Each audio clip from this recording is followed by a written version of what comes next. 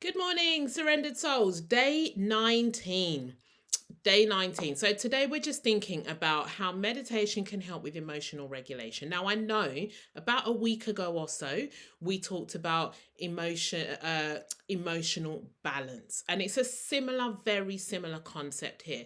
And so either way, meditation is helping you just to bring more awareness to the emotions that pass through you, what might have triggered them, and allows you to have space between what might have triggered the particular emotion and what your response to the emotion might be. So now we're also just adding in an element of regulation. So now what we're saying is being aware of where the trigger actually comes from, and whether, and so what, first of all, it was just being aware the emotion was there. Now we're thinking about where the trigger actually comes from, and forewarned is forearmed. So if you already know that a particular thing triggers you, then you're able, as you move into that scenario, or a person triggers you, you're able, as you are around that person, to be a little bit more aware of what might be coming up for you in that moment. And that awareness is going to give you even more space between the response, but it might even go some way to reducing the actual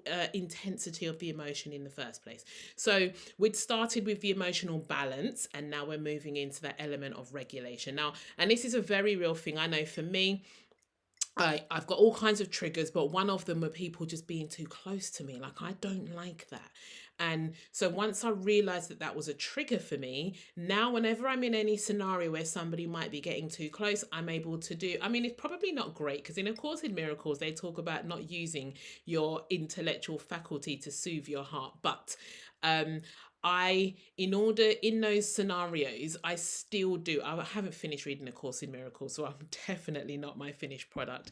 But knowing what might trigger me helps me to just be less triggered actually in the moment. And a stronger meditation practice has also helped me to be aware of what those triggers might be. So as you go through your day, just be mindful of those kinds of things.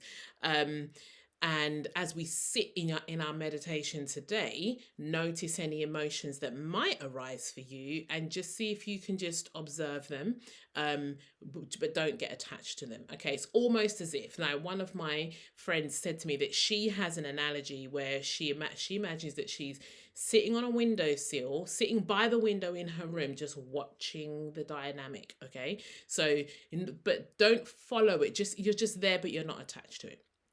Okay, now, as we said, 2 minutes then today, 2 minutes twice a day.